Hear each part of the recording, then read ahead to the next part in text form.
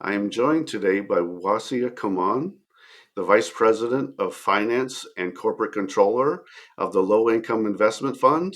Wassia was also recently recognized by Practice Advisor as a 40 under 40 accounting professional. She is widely recognized as an innovative voice for finance and accounting professionals who want to grow in their career. And I am honored to welcome her to the Finance Leader podcast. Please tell us more about you. Thank you so much for having me, Stephen. Such a joy to be here. As you said, I'm Wassia, and Wassia means something you cannot burn in my native language. I'm originally from Ivory Coast, West Africa, and I came here when I was 17. And it's been a long journey. I started out in accounting at Georgia State University and went all the way up. Did public accounting, didn't like it. Been in corporate finance and accounting since then. As you said, I'm the current VP of Finance and Corporate Controller at the Low Income Investment Fund. We help with mostly affordable housing and community development, something I'm very passionate about. As I'm also passionate about helping other professionals, I always look back and see, okay, if I was talking to me 15, 20 years ago, what would I say? And it's from that perspective that I post on LinkedIn, that I write articles, and that I also have a community called Strategic Achievers, where I'm able to help others in that journey. That's amazing. I love your story, and I'm always looking forward to that next post on Thank LinkedIn. you. So I Thank you. appreciate everything you're doing in this community to make us all better. I appreciate you so much. Thank you so much. Thank you. One of the things I wanted to talk to you today about is the future of accounting as a profession. The Wall Street Journal reported in October 2023 that we are seeing fewer students entering the accounting field, and they mentioned pay as a major reason. Accounting is often a prime gateway for understanding business fundamentals and also for advancement into senior roles. It's easy to say just raise pay, but why did accounting entry level roles fall so far behind in pay? And what can executive leaders do to reverse this? And what advice would you give young professionals who are passionate about studying accounting, even as starting pay has fallen behind? I think to me, accounting as a profession, we have that stigma, right? We don't have people don't always see the value of what we bring. And as we have not been able to raise our prices as partners or companies are able to show that we can do more than number crunching and processing invoices, we still in that view of, okay, 50,000 is good. When I started back in 2009, I think as a staff accountant, the annual salary was 45,000. I was rejoicing. But then you look like how many years later, and it's the same starting salary, while Yes, other it is. fields are starting at 75, at 100. And so for young professionals who know, like people in accounting, they see that the cost of tuition is here. And so if my starting salary is here, okay, how do I bridge the gap? And it's very sad. I saw a statistic that said that there is a lot of accounting students saying that accounting is their major when they enter college, but only about 50% actually graduate in accounting. So they get in, and because to do accounting, you have to be good at a lot of things, and they see other options and they end up majoring in other fields.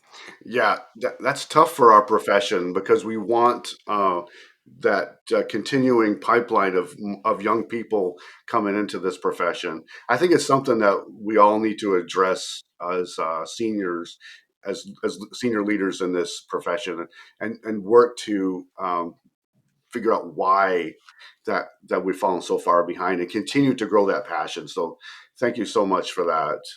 Hmm.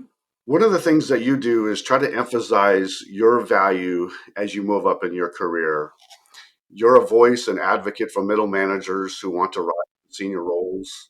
You share your story of trial and error, showing your value and potential for more senior roles. And you highlight not to chase more credentials. You emphasize soft skills, especially. Please share how you can highlight your value to others so you get the opportunity for more senior roles. And let us know how you use LinkedIn as a channel to showcase your value.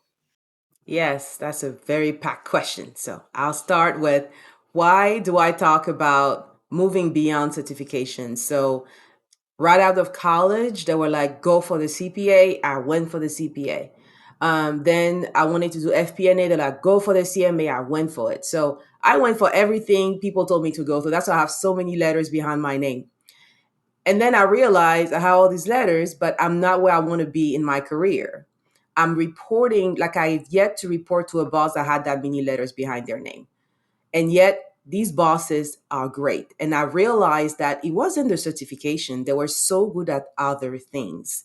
So while I was chasing the certifications, I ended up isolating myself and not developing all the other stuff that my bosses have been doing. They've been honing on the negotiation skills, knowing how to talk to different people in different departments. They know how to articulate their impact, right? Not just talk about the task they did, but the impact they had. And I was just focused on, task, task, task. But as you move up the ladder in an organization, or as you have to start hiring, promoting, coaching, firing, having different difficult conversation, having to do all these things, you realize, well, technical accounting and those tasks are great, but they're not going to be able to get me to the levels where I want to be. So that's really how I started talking about beyond certification. My website is called beyondcertifications.com, because I want to make sure that we understand that we should be focused more on just knowing the latest Excel tricks.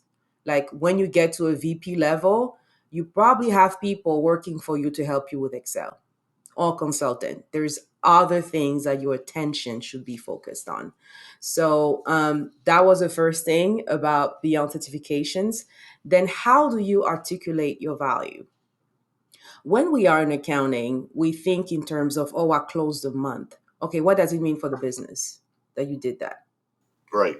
If you come to a one-on-one, for example, your managers, do you prepare before you go on your one-on-one? You just show up and you're waiting for the manager to tell you what's going on? Or do you come prepared, ready to explain, these are the things I did, these are the problems I'm solving, this is how I'm making progress? Or by the way, you didn't ask about this, but I also thought we could do this. So I come with a problem and a proposed solution. Or when you join an organization and they're like, hey, introduce yourself. Do you go, hi, I'm so and so, happy to be here? Or do you go, hey, I'm so and so, I've been in this field for the past 15 years, helping doing ABC, and I'm so excited to bring this onto this company and helping the department move forward? Do you have a power introduction? So beyond even getting on LinkedIn, it starts with how you articulate your value and how you show up in whatever settings you are. And That's amazing. I yes, really like. I love what you're talking about there, emphasizing that value. I thank you. wanted to, you were talking about is showing up to that one-on-one, not just waiting for your boss to initiate the discussion, but you coming in with showing Hmm. of the projects you're working on, and how you made a difference on a particular project, and how you solved a particular problem. Yes, you have to show up like a rock star. That's what I push everyone in my community to do. I'm like, you have to show up like a rock star. You have to be your number one cheerleader, because who else will? Okay. Your managers have their own set of trials and priorities. If you show up as one more burden, no, it's not going to work. It's Right, not going to work. exactly, because the senior leaders, managers want people who are going to solve problems, take action, not wait for you to tell them what to do, but you to step in when there's a problem. So that Yes. so that kind of goes against some of the current trends of quiet quitting, and like I'm just going to show up and do my minimum. I'm gonna separate my work life from my after work life, and and it still takes going that little extra mile in order to show your value so that you can go ahead and get that next promotion, that next great opportunity. Yes, and I think people think that you have to work overtime to articulate your value or to do what's needed, and it doesn't. You're actually able to do it by saying no most of the time. So let's say you have your boss comes in and you have three projects, they want to give you two. Okay, you have that ethic of wanting to be known as a personal brand of excellence. You have to be able to negotiate and say, if I take these two, these other two have to take the backstage so I can focus on that. You have to be careful with the kind of task you take on. You're not just going to be showing up. You're trying to be a VP, and all you do during the meeting is taking notes. You're not an admin. Like, what are you doing? Are you doing the non promotable task or the promotable task?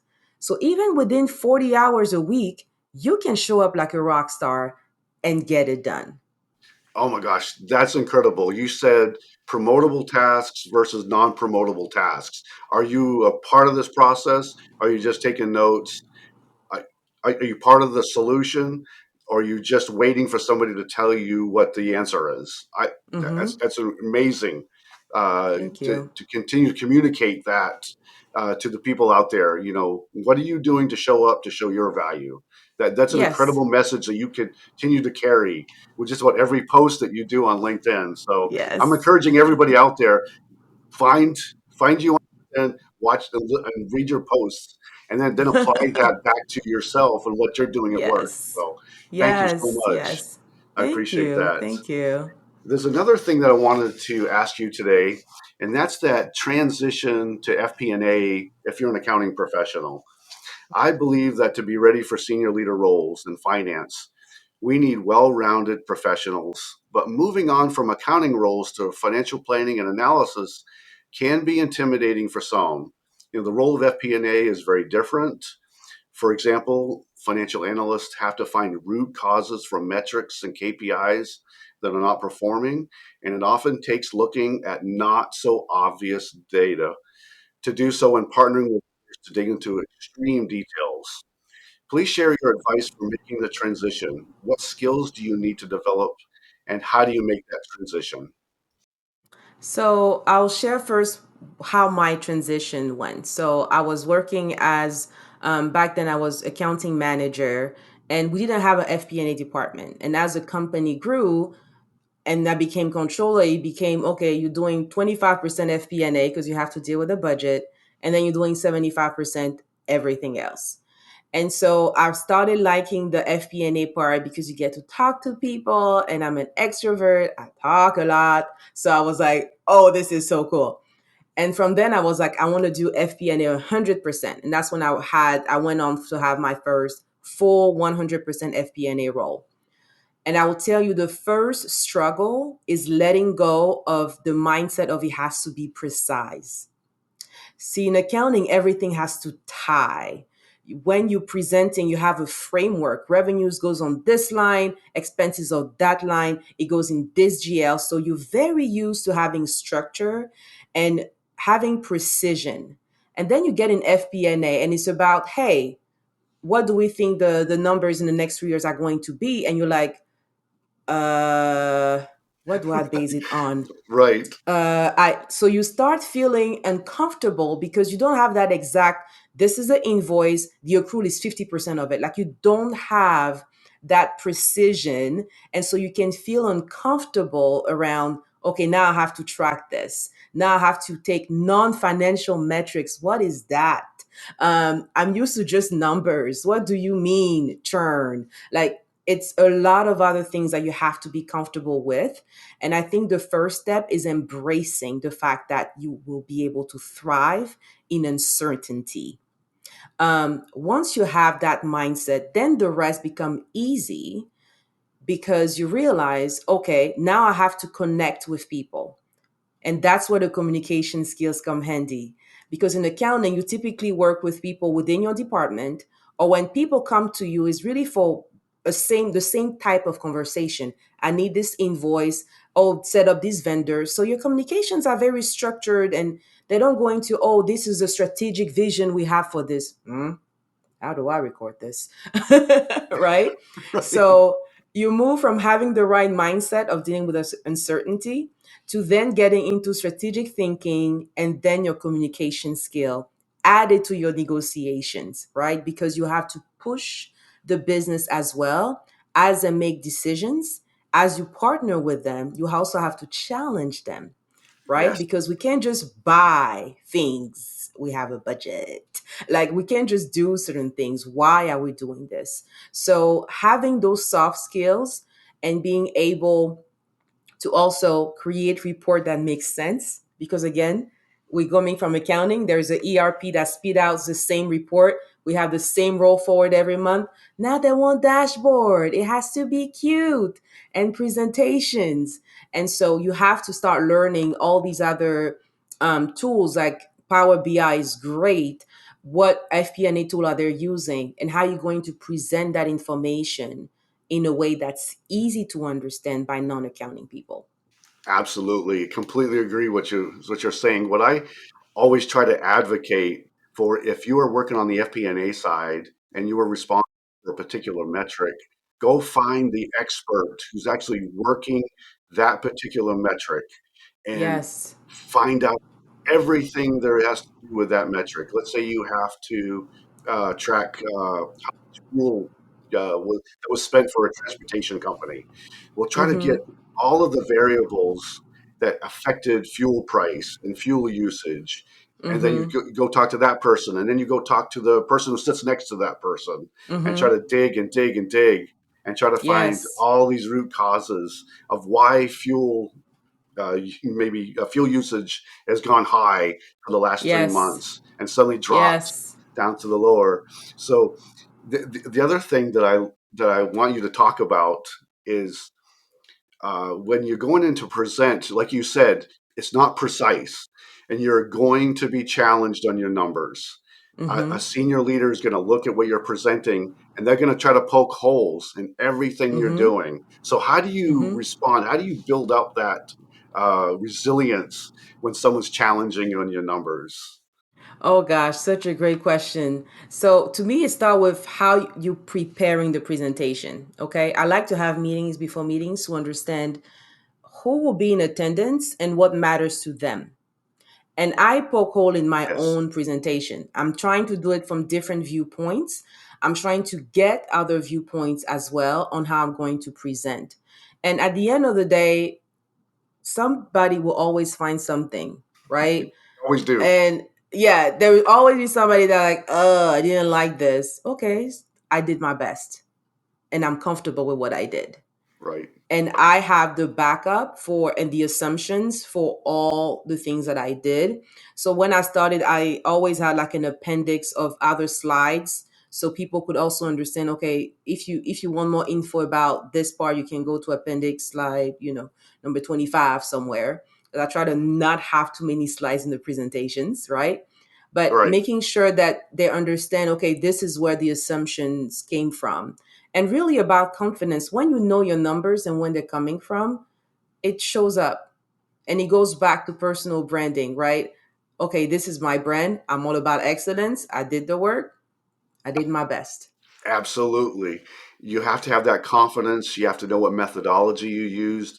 You have that backup information. You know how you calculated the number, and you can explain it. And that's really what they're Yes. looking for most of the time, is that how did you come up with this projection? How did you come Mm-hmm. up with the explanation of why your metric changed, for the last 3 or 4 months, and what Yes. happened? And that's what that building that confidence, going and talking with everybody that has to do with your Mm-hmm. metric, getting all the background information, and coming in with a fact or something that no one else knows that explains why that number may have moved in a certain Yes. direction. So I Mm-hmm. could talk FP&A all day long about how to help people Oh move yeah, on. It's quite a transition. I'm it also is. have a background in accounting, and going from that precise to the imprecise, and Mm-hmm. trying to explain how something is happening, how the business is being affected by this particular metric.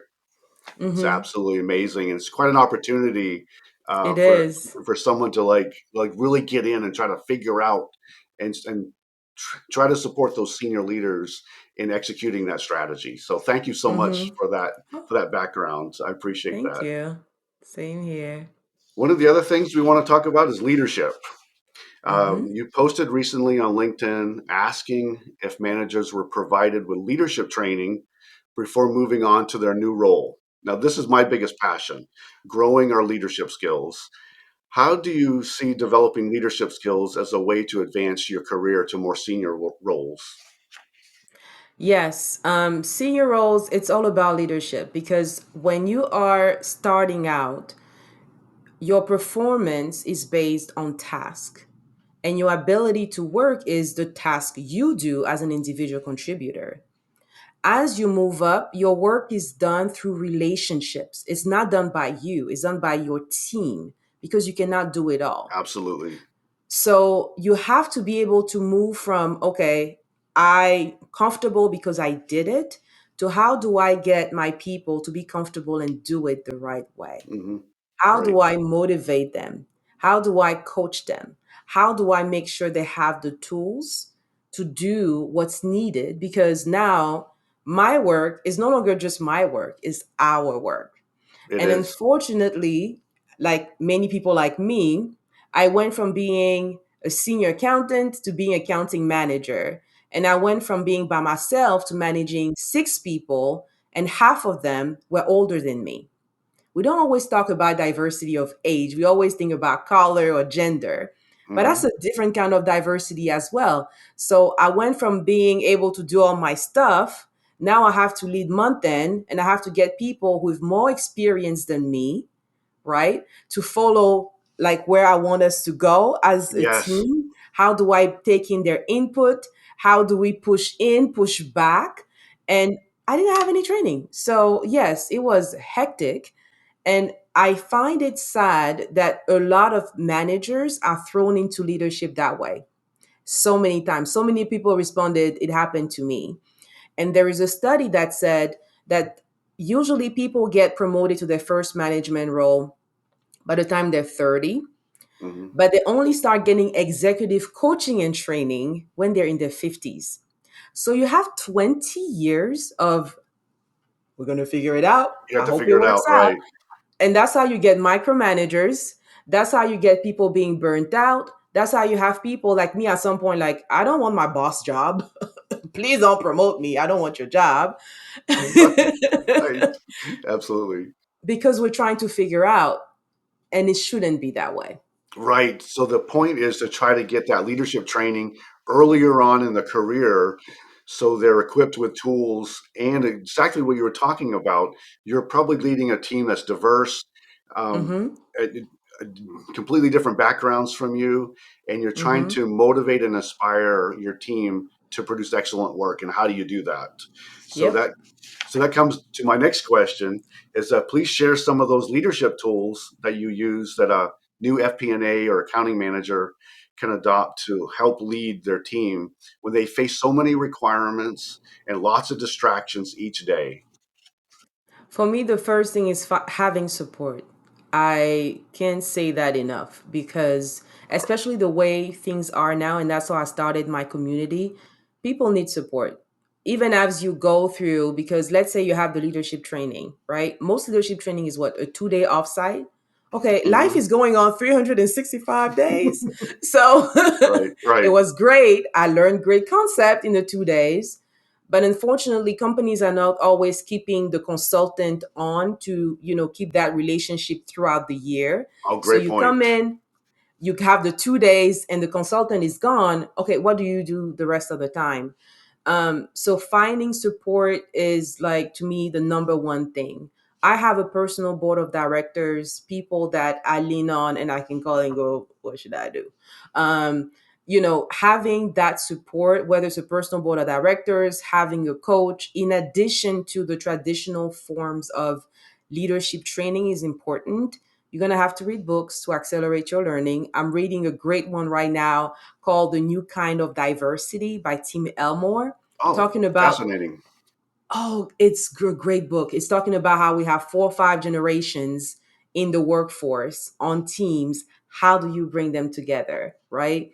So you have to keep educating yourself because things change, They like do. how we talk about DEI today or not DEI. Like there are topics that were not in a couple years ago. Now they're a thing. How do you adapt to it? To me, you really need to have that support, being able to make lifelong learning a priority, and understanding that you will not always have the answer. Like it's that's not what leadership is about. It's not like I know it all. I have to know it all, but I have to do my best to support the people I have. So part of it is developing those soft skills. Saying no is my favorite one. Negotiation. People are always like, you like these two? I'm like, of course, because you come out of school, you know how to pass an audit, you don't know how to negotiate your fees, you don't know how to negotiate your salaries. It's all numbers. But if you don't have that extra, Hmm. how are you going to make it? Right, right, absolutely. So you talk about saying no, and you said no a few minutes ago too. So when it comes down to working as a finance and accounting professional, you're going to get requirements thrown at you every day. And one of the things I like to do is ask the priority. How Mm-hmm. important, it may be important to you, you're asking me for these Mm-hmm. numbers or this analysis, but I have to then fit it into the bigger picture priority. And then I know I have a certain number of tasks that are due over the next couple of days. Where does your Mm-hmm. requirement fit into the big picture priority? Uh, Yes. And how so do I negotiate for extra help? Because that's exactly what the thing is how do I negotiate, not just for me, but to have extra resources, to have a better system implemented, to have a right, consultant helping me on this or a coach helping me go through this. So right, that's why I right, love right. negotiation. Like I'm Right, a big absolutely. fan. No, that's a great point. That negotiating for help. Yes. We could talk about that probably the rest of the day to try to figure out how to develop that skill.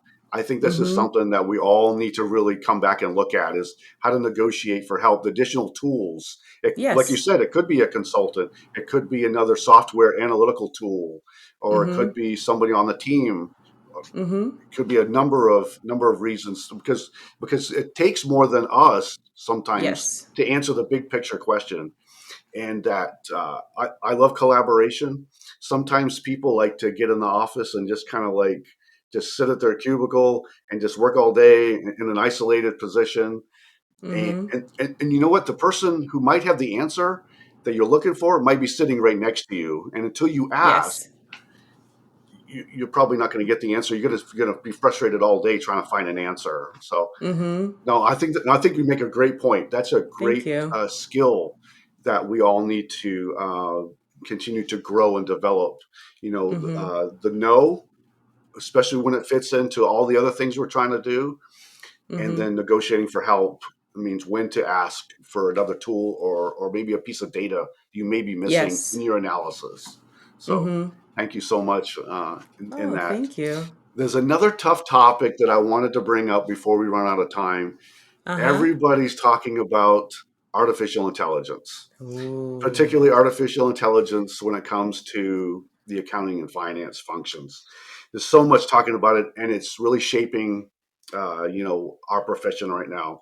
What are your Mm-hmm. thoughts on AI, and what can accounting and finance professionals to do to prepare for it? Is it going to take jobs away, or is it going to expand the profession? I think it's going to change how we do accounting because AI is truly fascinating. And all the, if I can call the derivatives, right? The things that come out of it. The fact that you can just type in a chat and say, give me a trend of my last 3 months. Like it's already happening in some of the It is. FP&A tool because the AI will go through, get your actual data and come in. There is two main concerns for me when it comes to AI is one, intellectual property and security of the data, and Right. the fact that people may be feeding confidential information into it. How are we going to monitor that? The second thing is replicating the things we're trying to solve. So if you're looking at how people think, because AI is just bringing past the way we were doing something in the past, and you still need a person to think, okay, what do I want to it to be moving forward. So if you ask AI, for example, to give you a picture of a CFO, it will give you an old white male, for example. Right. It And will. we're trying to get more women to be CFOs. Okay, Right. so Right. we are keep we it looks like we will be again without the right intervention, repeating some of the things that I want my daughter to be like. Hey, you can be all of this if you pick. Correct. So these are my main two concern about it. But as far as will it replace our job, I think it's going to change how we do things. And when you think about it, with less people entering the profession, we need to be more efficient. So if AI is going to help, I'm like, please come on. Because if there's not a lot of people to do the work, Correct. right? Let technology elevate the work that we are currently doing with the resources that we have. So I think there is value in AI. We just have to be mindful of all the other things that we should consider as we implement it. Right. And I think it also emphasizes that continued partnership with IT, Mm-hmm. because your IT professionals are going to be implementing the technology, the algorithms, the software, Mm-hmm. including and then the hardware, but also how are you building out those sets, those data sets? How is it evaluating the information that's coming in? How's those tables arranged and organized? Mm-hmm. And I think those are skills that we're going to continue to need to develop, and partnering with the IT people. Mm-hmm. One of the things that I continue to advocate, of course, is partnership with IT, and Yes. even trying to, this isn't necessarily an AI related issue, but continuing to partnering with the IT folks to build Mm-hmm. out your routine solutions to Yes. stuff that you continue to need to do. I want analysts and accountants to move beyond your routine reporting. You can Mm. uh, probably AI can probably help in this situation where you automate the routine and you Yes. spend more time in analysis and problem solving than pulling Mm-hmm. data and developing a routine report. Cleaning. Yep. Yes. Yep. Cleaning data, reformatting, reshaping, instead of doing the strategic thinking and all these other great things we could do. So, yeah. Right. Right. Absolutely. Again, AI is going to continue to shape, how we view and how we grow in this profession, and it probably needs to be, if it's not already, put in the university right now, and how Mm-hmm. you start to adopt and shape, and how do you implement AI Mm-hmm. and start working in that kind of direction. So, Mm-hmm. another thing I wanted to ask you today, you work with the nonprofit organization Hope, helping other Yes. people be empowered. Please Yes. share with us what Hope does, what's your role, why does this organization matter, and where can we get more information? Oh, thank you. So, Hope is helping single parents complete their education degrees. So, a lot of our parents come in and they have to do two, three jobs to provide for their families. What we do is allowing them to only have a full-time job while completing an education degree so they can provide and have and really boost the whole community, because it's kind of a vicious cycle, right? You live in a certain environment, you cannot afford a home or a car, and then you don't have time to spend with your kids, and then you not have and then we keep repeating the same cycle, and the government cannot do it all. I Correct. and I'm currently on the board. I'm the treasurer, and making sure that we are able to help people, because a lot of them just need a push. We have mom that where stay at home mom, recently divorced, didn't work for like 10 years, and now they're in this situation. They go from, I was living in a suburb in a house, to now fighting custody for my kids, Right. having to reinvent my skills, have to work two jobs. And so we have lawyers that work with us, on the pro bono basis, so we're able to at least have dual custody of the kids in those time while they're able to work. It's not that they don't want to work, right? But they just need help for that season. It could be a year, it could be 2 years, until they become nurses or able to go do something else. But It's really about empowering them and be that person that will stand in the gap for them for this difficult season of their lives. And it has been such a rewarding experience. For me personally, my parents divorced when I was 15. And I saw how my mom wanted to be a PhD, but she had to switch. She had to take care of us. And so I understand the struggle it is to be a single parent trying to provide, and having people to come in and just help for that season makes such a big difference. Oh, it absolutely does. Now, is hope particularly in your region where you're at, or is it national, international? So we're going to other states, but we're mostly in Georgia, but we're starting helping people in different states. Yeah, I mean, I think it's such an incredible organization. I took a Thank look on the you. website. I think you're doing incredible work.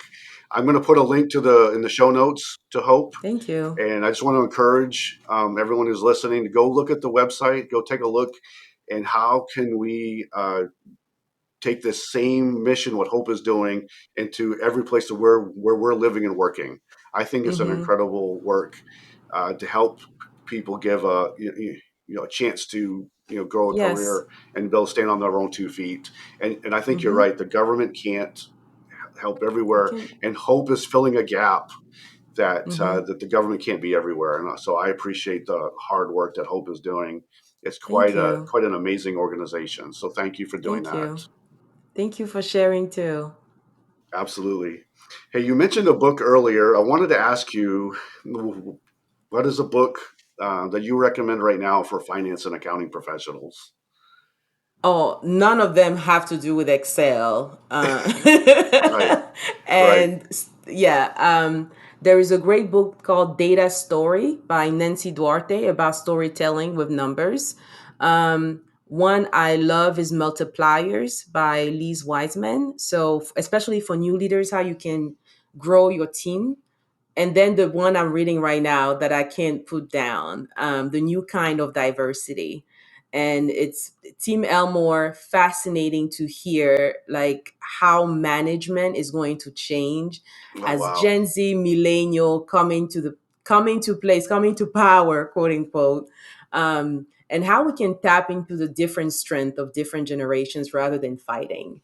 Um, you asked me for one book, I'm giving like three. I have two No, it's more. no, I love it. Please, more, please. There is one I always recommend when you're transitioning into a new role the first 90 days. And Yep. then if you are moving into your first executive role, I recommend the Leadership Accelerator by Ajit Campbell. He worked at Deloitte and they were training new executives. And it's so fascinating to go through that book because it shows you, okay, how do you deal with a person that was passed over for promotion for that C-suite Right. seat? Like it Mhm. goes into the issues and you're like, oh, I didn't think about that. So great, great, great book to read. Oh, incredible. I love all those recommendations. Thank you for those. Thank you. I'm going to go look and see if I have those books. I don't think I've read, I think I've read some of those, but I'm going to go back and find my copies. If not, I'm getting those copies right Yes, away. So thank you yes, so much. yes. Thank you, So, Stephen. so other than work and your passion with Hope, do you have any hobbies? What do you do for fun? I eat. Okay. I I like that. love cooking. I love cooking and I love cooking different food. So at some point I was learning almost all Jamaican recipes and then it was Indian recipes and I'll call any friends I have because I love when I talk about diversity, like diversity in my own life as well. And I love trying different food, different spices, and yeah. Oh, incredible. I just have to pair it with working out. That's my struggle Okay. right now. But the thing I do for fun is cooking, I think that's the key. and my husband do the dishes, so Okay. it works Great. well. It's a great partnership. That's good. Yes. Love that. Hey, you do some coaching. Uh-huh. Where can we find your resources, your website, coaching opportunities? So the website is beyondcertifications.com.